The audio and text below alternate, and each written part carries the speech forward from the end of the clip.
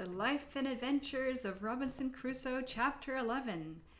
I have also found out that sometimes Robinson Crusoe is known as the life and strange, surprising adventures of Robinson Crusoe.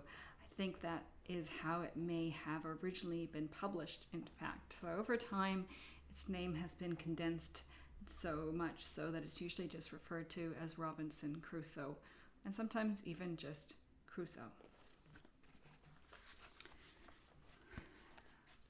Let's get started. One day, walking up the same hill, but the weather being hazy at sea, so that we could not see the continent, I called to him and said, "Friday, do not you wish yourself in your own country, your own nation?" "Yes," he said, "he'd be much glad to be at his own nation." "What would you do there?" said I. "Would you turn wild again, eat men's flesh again, and be as savage as you were before?" He looked full of concern, and shaking his head said, "No, no. Friday, tell them to live good. Tell them to pray God. Tell them to eat cornbread, cattle flesh, milk, no eat man again." "Why then," said I to him, "they will kill you." He looked grave at that, and then said, "No, they no kill me. They willing love learn." He meant by this they would be willing to learn. He added they learned much of the bearded mans that came in the boat. Then I asked him if he would go back to them. He smiled at that and told me he could not swim so far. I told him I would make a canoe for him. He told me he would go if I would go with him. "I go?" says I. "Why, they will eat me if I come there." "No, no," says he. "Me make they no eat you. Me make they much love you." He meant he would tell them how I had killed his enemies and saved his life, and so he would make them love me. Then he told me as well as he could how kind they were to 17 white men, or bearded men as he called them, who came on shore there in distress.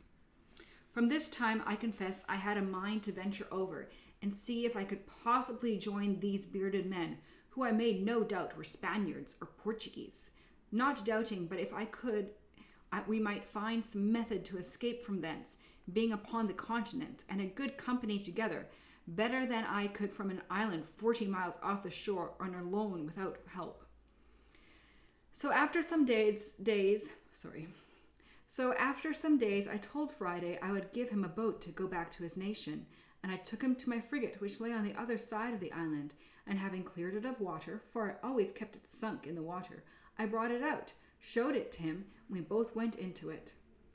I found he was a most dexterous fellow at managing it, would make it go almost as swift and fast again as I could. So when he was in, I said to him, "Well now, Friday, shall we go to your nation?" He looked very dull at my saying so, which it seems was because he thought the boat too small to go so far. I told him we would go and make one bigger, and he should go home in it. He answered not one word, but looked very grave and sad. I asked him what was the matter with him. He asked me thus, "Why you angry mad with Friday? What me done?" I asked him what he meant. I told him I was not angry with him at all. "No angry, no angry," says he, repeating the word several times. "Why send Friday home away to my nation?" "Why?" says I. "Friday, did you not say you wished you were there?" "Yes, yes," says he. "Wish be both there, no wish Friday there, no master there." In a word, he would not think of going there without me. "I go there, Friday," says I. "What shall I do there?" He turned very quick upon me at this. "You do great deal much good," says he. "You teach wild mans be good, sober, tame mans. You tell them know God, pray God, and live new life." "Alas, Friday," says I, "thou knowest not what thou sayest. I am but an ignorant man myself." "Yes, yes," says he. "You teaching me good. You teaching me good." "No, no, Friday," says I. "You shall go without me. Leave me here to live by myself as I did before." So it seems to me he's being a little manipulative. He looked confused again, at that word, and running to one of the hatchets which he used to wear, he takes it up hastily, comes and gives it to me. What must I do with this? Says I to him. You take. Kill Friday, says he. What must I kill you for? Said I again. He returns very quick. What you send Friday away for? Take. Kill Friday. No send Friday away? This he spoke so earnestly that I saw tears in his eyes. In a word, I so plainly discovered the utmost affection in him to me, and a firm resolution in him, that I told him then and after that I would never send him away from me if he was willing to stay with me. Upon the whole, as I found by all his discourse, a settled affection to me, and that nothing should part him from me. So I found all the foundation of his desire to go to his own country was laid in his ardent affection to the people, and his hopes of my doing them good, a thing which, as I had no notion of myself, so I had not the least thought or intention or desire of undertaking it.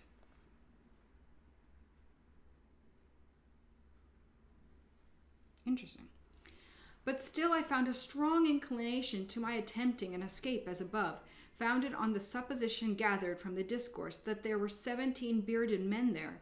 Therefore, without any more delay, I went to work with Friday to find out a great tree proper to fell, and make a large canoe to undertake the voyage. There were trees enough in the island to have built a little fleet, not of canoes, but even of good large vessels, but the main thing I looked at was to get one so near the water that we might launch it when it was made.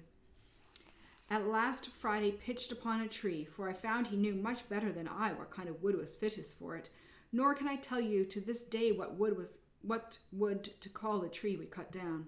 Friday was for burning the hollow or cavity of this tree out to make it for a boat, but I showed him how rather to cut it out with tools, which, after I had showed him how to use, he did very handily, and in about a month's hard labor we finished it, and made it very handsome, especially when our axes, which I showed him how to handle,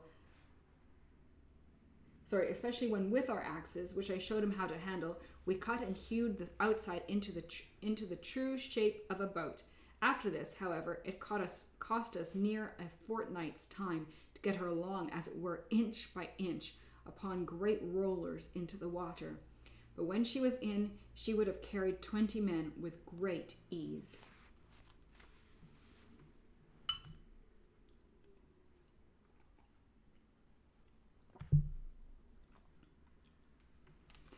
When she was in the water, and though she was so big, it amazed me to see with what dexterity and how swift my man Friday would manage her, turn her, and paddle her along.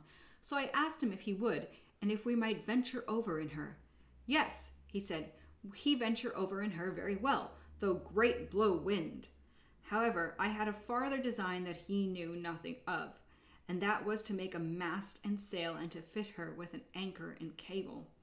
As to a mast, that was easy enough to get, so I pitched upon a straight young cedar tree which I found near the place, and which there was great plenty of in the island, and I set Friday to work to cut it down, and gave him directions how to shape and order it. But as to the sail, that was my particular care. I knew I had old sails, or rather pieces of old sails enough, but as I had had them now 26 years by me, and had not been very careful to preserve them, not imagining that I should ever have this kind of use for them, I did not doubt that they were all rotten, and indeed most of them were so. So he was 26, or rather 26, when he came on the island. He has now been on the island for 26 years, and so that makes him essentially 52 years old, which was fairly old age at this time.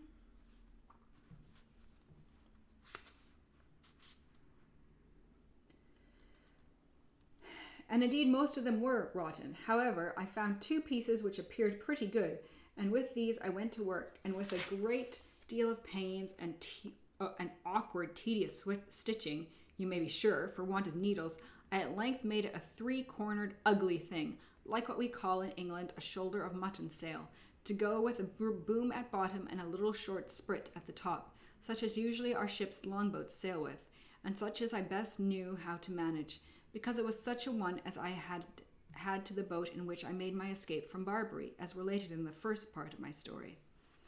I was near 2 months performing this last work of rigging and fitting my mast and sails, for I finished them very complete, making a small stay and a sail or foresail to it, to assist if we should turn to windward, and which was more than all, I fixed a rudder to the stern of her to steer with, and though I was but a bungling shipwright, yet I knew the usefulness and even necessity of such a thing.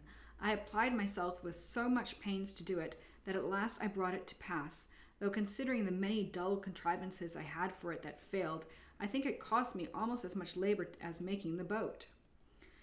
After all this was done too, I had my man Friday to teach as to what belonged to the navigation of my boat, for though he knew very well how to paddle a canoe, he knew nothing what belonged to a sail and a rudder, and was the most amazed when he saw me work the boat to and again in the sea by the rudder, and how the sail jibed. So that kind of means kind of moved from side to side, and filled this way or that as the course we sailed changed. However, with a little use, I made all these things familiar to him, and he became an expert sailor, except that as to the compass, I could make him understand very little of that. On the other hand, as there was very little cloudy weather and seldom or never any fogs in those parts, there was the less occasion for a going too fast. On the other hand, as there was very little cloudy weather and seldom or never any fogs in those parts, there was the less occasion for a compass, seeing the stars were always to be seen by night, and the shore by day, except in the rainy seasons, and then nobody cared to stir abroad, either by land or sea. I was now entered on the 27th year of my captivity in this place, though the last 3 years that I had this creature with me ought rather to be left out of the account, and my habitation being quite of another kind than in all the rest of them. I now had an invincible impression upon my thoughts that my deliverance was at hand, that I should not be another year in this place. However, I went on with my husbandry, digging, planting, fencing as usual. I gathered and cured my grapes and did everything necessary as before. So he's being cautious. The rainy season was in the meantime upon me, when I had kept more within doors than at other times. So I had stowed our new vessel as secure as we could, bringing her up into the creek, where, as I said in the beginning, I landed my rafts from the ship, and hauled her up to the shore at high mark. I made my man Friday dig a little dock, just big enough to hold her, and just deep enough to give her water enough to float in.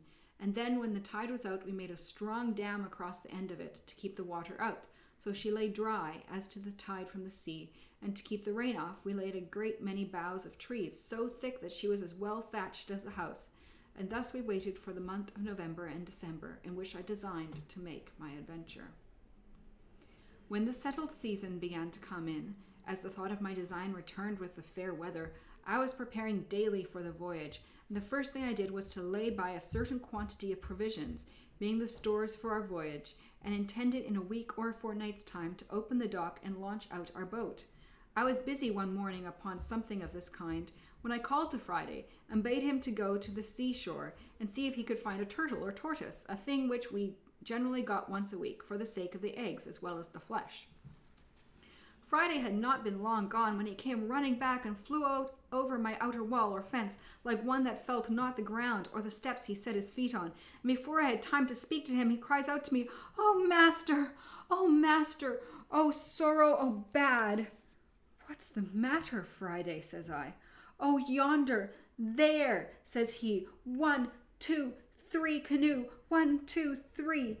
By his way of speaking, I concluded there were 6, but on inquiry, I found it was but 3. "Well, Friday," says I, "do not be affrighted." So I heartened him up as well as I could. However, I saw the poor fellow was most terribly scared, for nothing ran in his head but that they were come to look for him, and would cut him in pieces and eat him. And the poor fellow trembled so that I scarce knew what to do with him. I comforted him as well as I could, and told him I was in as much danger as he, and that they would eat me as well as him. "But," says I, "Friday, we must resolve to fight them. Can you fight, Friday?" "Me shoot," says he, "but there come many great number." "No matter for that," said I again. "Our guns will frighten them that we do not kill." So I asked him whether if I resolved to defend him, he would defend me and stand by me and do just as I bid him.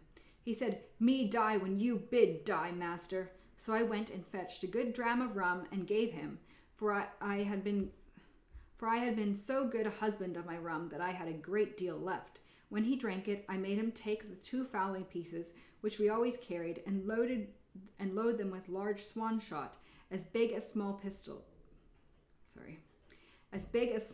bullets. Then I took 4 muskets and loaded them with 2 slugs and 5 small bullets each, and my 2 pistols I loaded with a brace of bullets each. I hung my great sword as usual, naked by my side, and gave Friday his hatchet. When I had thus prepared myself, I took my perspective glass and went up to the side of the hill to see what I could discover. And I found quickly by my glass that there were 21 savages, 3 prisoners, and 3 canoes, and that their whole business seemed to be the triumphant banquet upon these 3 human bodies, a barbarous feast indeed, but nothing more than as I had observed was usual with them. I observed also that they were landed not where they had done when Friday made his escape, but nearer to my creek, where the shore was low and where a thick wood came almost down to the sea. This, with the abhorrence of the inhuman errand these wretches came about, filled me with such indignation that I came down again to Friday and told him I was resolved to go down to them and kill them all, and asked him if he would stand by me. He had now got over his fright, and his spirits being a little raised with the dram I had given him, he was very cheerful and told me as before he would die when I bid die. In this fit of fury, I took first and divided the arms which I had charged, as before, between us. I gave Friday 1 pistol to stick in his girdle and 3 guns upon his shoulder, and I took 1 pistol and the other 3 myself. And in this posture we marched out. I took a small bottle of rum in my pocket and gave Friday a large bag with more powder and bullet. And as to orders, I charged him to keep close behind me and not to stir or shoot or do anything till I bid him, and in the meantime not to speak a word. In this posture I fetched a compass to my right hand of near a mile, as well as to get over the creek as to get into the wood, so that I might come within shot of them before I should be discovered, which I had seen by my glass it was easy to do. While I was making this march, my former thoughts returning, I began to abate my resolution. I do not mean that I entertained any fear of their number, for as they were naked, unarmed wretches, 'tis certain I was superior to them. Nay, though I had been alone, but it occurred to my thoughts what occasion.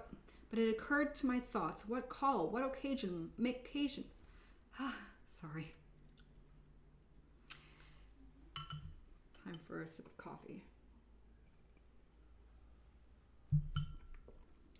But it occurred to my thoughts what call, what occasion, much less what necessity I was in to go and dip my hands in blood, to attack people who had neither done or intended me any wrong.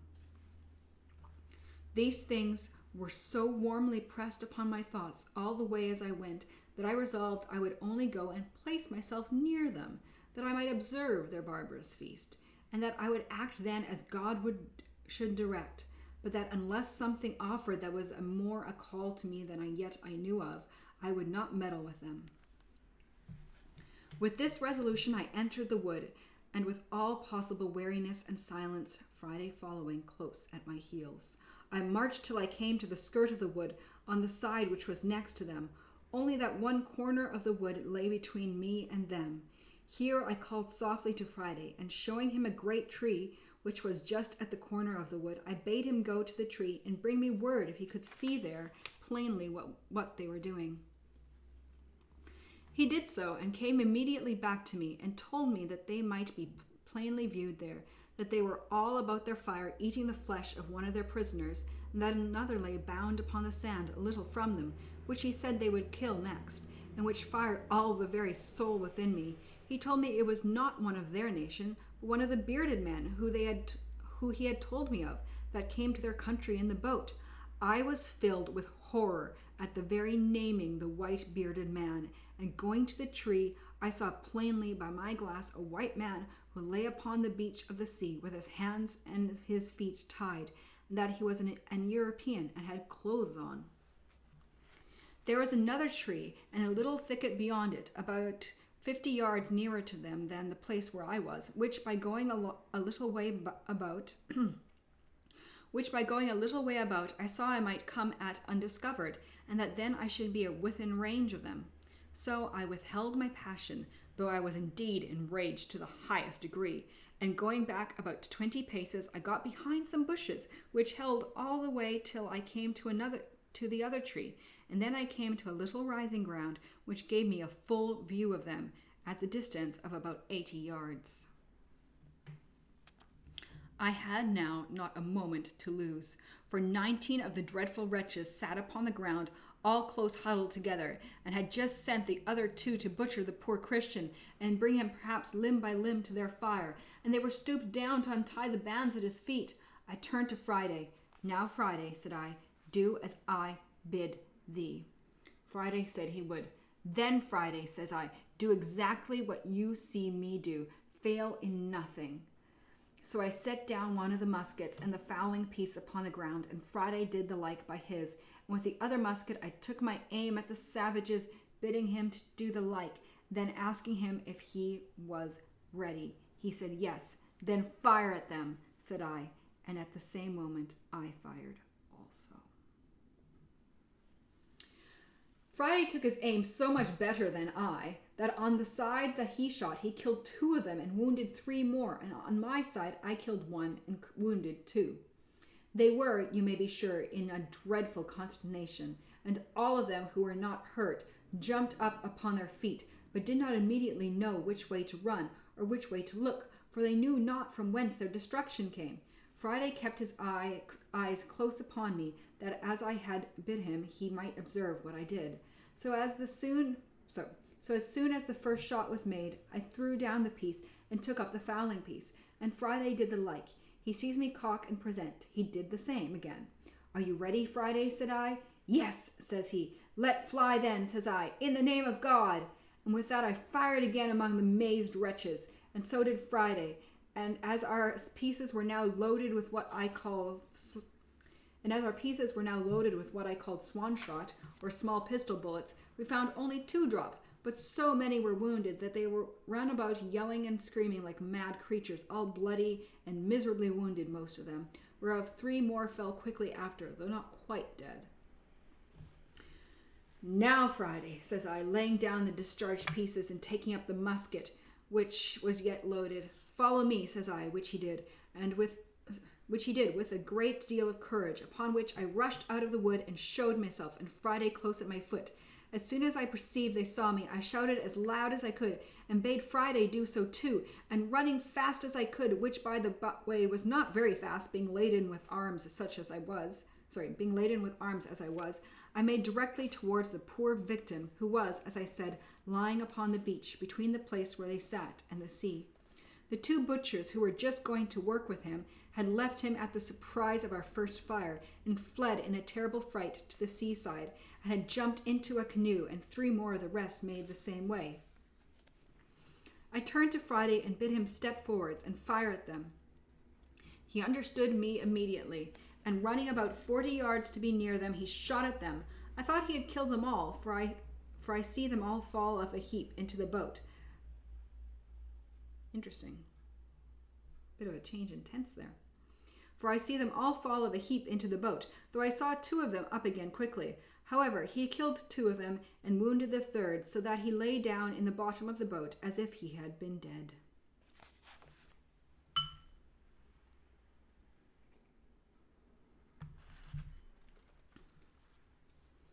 While my man Friday fired at them, I pulled out my knife and cut the poor victim's bonds, and loosing his hands and feet, I lifted him up and asked him in the Portuguese tongue what he was. He answered in Latin, Christianos, but was so weak and faint he could scarce stand or speak. I took my bottle out of my pocket and gave it to him, making signs he should drink, which he did, and I gave him a piece of bread, which he ate. Then I asked him what country he was, and he said, Espagnole, and being a little recovered, let me know by all the signs he could possibly make how much he was in my debt for his deliverance. "Signor," I said, with as much Spanish as I could make up, "we will talk afterwards, but we must fight now. If you have any strength left, take this pistol and sword and lay about you." He took them very thankfully, and no sooner had he the arms in his hands, but as if they had put new vigor into him, he flew upon his murderers like a fury and cut 2 of them in pieces in an instant. For the truth is, as the whole was a surprise to them, so the poor creatures were so frightened with the noise of our pieces that they fell down for sheer amazement and fear, and had no more power to attempt their own escape than their flesh had to resist our shot. And that was the case for those 5 that Friday shot in the boat. For as 3 of them fell with the hurt they received, so the other 2 fell with the fright.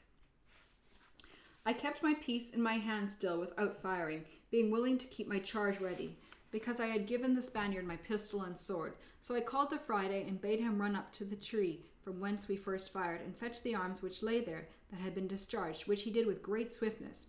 And then giving him my musket, I sat down myself to load all the rest again, and bade them come to me when they wanted. While I was loading these pieces, there happened a fierce engagement between the Spaniard and one of the savages, who made at him with one of their great wooden swords, the same weapon that was to have killed him before if I had not prevented it. The Spaniard, who was as bold, as brave as could be imagined, though weak, had fought this Indian a good while, and had cut him 2 great wounds on his head. But the savage, being a stout, lusty fellow, closing in with him, had thrown him down, being faint, and was wringing my sword out of his hand, when the Spaniard, though undermost wisely quitting the sword, drew the pistol from his girdle, and shot the savage through the body, and killed him upon the spot, before I, who was running to help him, could come near. Friday, now being left to his liberty, pursued the flying wretches with no weapon in his hand but his hatchet, and with that he dispatched those 3 who, as I said before, were wounded at first and fallen, and all the rest he could come up with. And the Spaniard coming to me for a gun, I gave him one of the fowling pieces, with which he pursued 2 of the savages, and wounded them both. But as he was not able to run, they both got from him into the wood, where Friday pursued them and killed one of them. But the other was too nimble for him, and though he was wounded, yet had plunged himself into the sea, and swam with all his might off to those who were left in the canoe, which 3 in the canoe, with 1 wounded, who we know not whether he died or no, were all that escaped our hands of 21. Those that were in the canoe worked hard to get out of range, and though Friday made 2 or 3 shots at them, I did not find that he hit any of them. Friday would fain have had me took one of their canoes and pursue them, and indeed I was very anxious about their escape, lest carrying the news home to their people they should come back afterwards with 200 or 300 of their canoes and devour us by sheer multitude. So I consented to pursue them by sea, and running to one of their canoes, I jumped in and bade Friday follow me. But when I was in the canoe, I was surprised to find another poor creature lying there alive, bound hand and foot as the Spaniard was for the slaughter, and almost dead with fear, not knowing what the matter was, for he had not been able to look up over the side of the boat. He was tied so hard, neck and heels, and had been tied so long that he had really but little life left in him. I immediately cut his bonds, would have helped him up, but he could not stand or speak, but groaned most piteously, believing it seemed still that he was only unbound in order to be killed. When Friday came to him, I bade him speak to him and tell him of his deliverance, and pulling out my bottle, made him give the poor wretch a dram, which, with the news of his being delivered, revived him, and he sat up in the boat. But when Friday came to speak to him and look in his face, it would have moved anyone to tears, to have seen how Friday kissed him, embraced him, hugged him, cried, laughed, jumped about, danced, sung, and then cried again, wrung his hands, beat his own face and head, then sang and jumped about again like a distracted creature. It was a good while before I could make him speak to me or tell me what was the matter.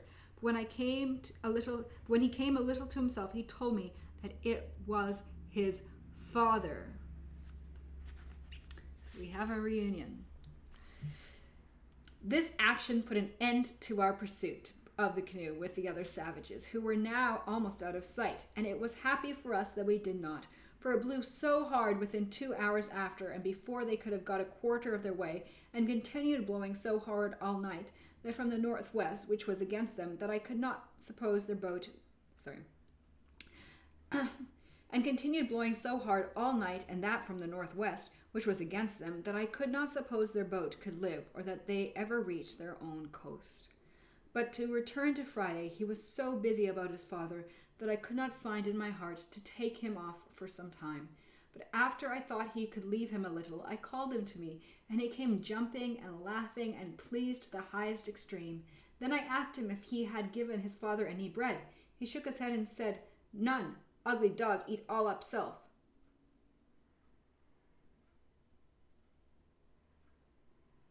Interesting. I guess he's referring to himself. So I gave him a cake of bread out of a little pouch I carried on purpose. I also gave him a dram for himself, but he would not taste it, but carried it to his father. I had in my pocket also 2 or 3 bunches of my raisins, so I gave him a handful of those for his father. He had no sooner given his father these raisins, but I saw him come out of the boat and run away, as if he had been bewitched. He ran at such a rate, for he was the swiftest fellow of his foot that I ever saw. I say, he ran at such a rate that he was out of sight, as it were, in an instant. Though I called after him, it was all one anyway. And though I called after him, it was all one. Away he went, and in a quarter of an hour I saw him come back again, though not as fast as he went. And as he came nearer, I found his pace was slacker, because he had something in his hand. When he came up to me, I found he had been all the way home for an earthen jug to bring his father some fresh water, and that he had got 2 more cakes or loaves of bread. The bread he gave me, but the water he carried to his father. However, as I was thirsty too, I gave a little sup of it. This water revived his father more than all the rum or spirits I had given him, for he was just fainting with thirst.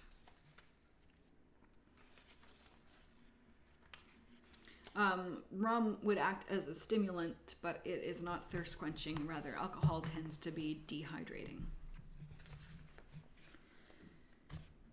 When his father had drunk, I called to him to know if there was any water left. He said yes, and I bade him give it to the poor Spaniard, who was in as much want of it as his father. And I sent one of the cakes that Friday had brought to the Spaniard too, who was indeed very weak, and was reposing himself upon a green place under the shade of a tree, and whose limbs were also very stiff, and very much swelled with the rude bandage he had been tied with. When I saw that upon Friday's coming to him with water, he sat up and drank and took the bread and began to eat, I went to him and gave him a handful of raisins. He looked up in my face with all the tokens of gratitude and thankfulness that could appear in any countenance. But he was so weak, notwithstanding he had so exerted himself in the fight, that he could not stand up upon his feet. He tried to do it 2 or 3 times, but was really not able. His ankles were so swelled and so painful to him, so I bade him sit still, and caused Friday to rub his ankles and bathe them with rum. More external uses as well as internal. I observed the poor affectionate creature every 2 minutes, or perhaps less, all the while he was there, turning his head about to see if his father was in the same place and posture as he had left him sitting.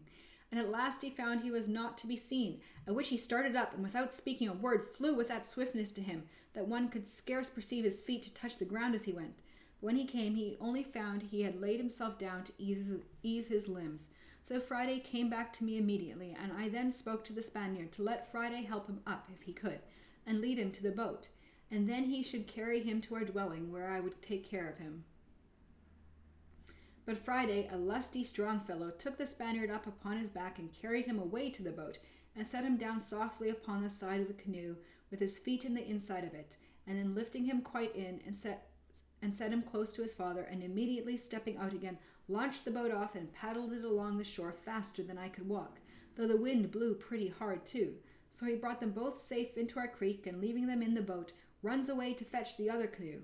As he passed me, I spoke to him, and asked him whither he went. He told me, "Go fetch more boat."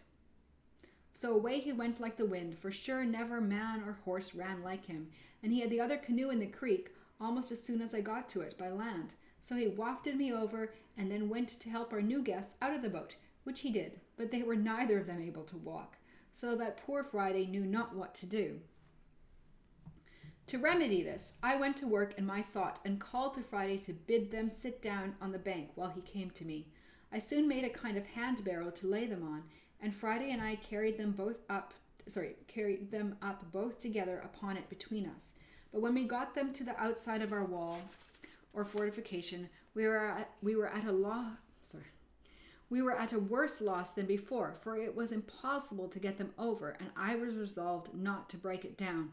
So I set to work again, and Friday and I, in about 2 hours' time, made a very handsome tent, covered with old sails, and above that with boughs of trees, being in the space without our outward fence, and between that and the grove of our young wood which I had planted. And here we made them 2 beds of such things as I have had, with blankets laid upon it to lie on, and another to cover them on each bed. So their little community, their little colony is growing. They now have a Spanish sailor of some kind, and Friday's father, and of course Robinson. And what will happen next, we will find out in chapter 12.